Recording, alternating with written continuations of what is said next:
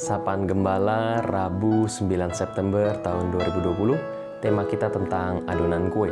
Diambil dari Roma 8 ayatnya yang ke-28. Mami saya adalah seorang tukang kue.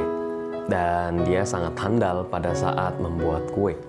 Semenjak kecil saya terbiasa untuk melihat beliau membuat kue dari pagi hari hingga malam hari. Adapun berbagai macam bahan yang beliau campurkan untuk membuat adonan kue.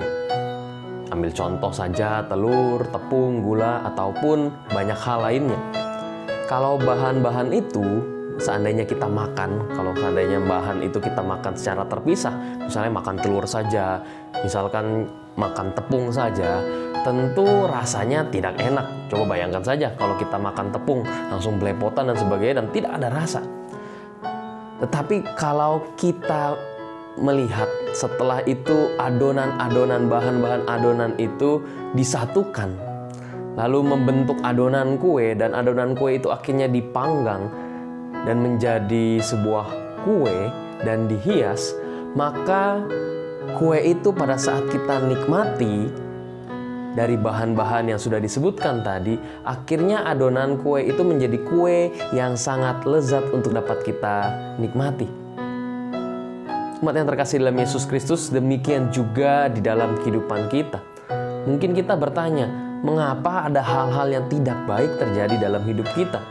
Bayangkan saja, hal yang tidak baik itu adalah bahan-bahan kue. Lalu kalau kita rasakan setiap kejadian-kejadian yang terjadi, mungkin kita akan rasakan tidak enak.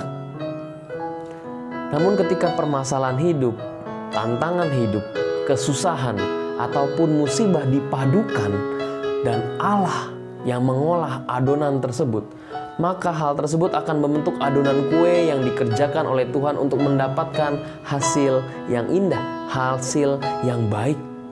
Segala problematika dalam kehidupan ini adalah cara untuk membuat kita semakin dewasa dalam iman kita. Allah selalu mendatangkan kebaikan kepada pengikutnya dengan caranya. Umat yang terkasih dalam Yesus Kristus, Allah tidak pernah merancangkan keburukan terjadi dalam hidup kita.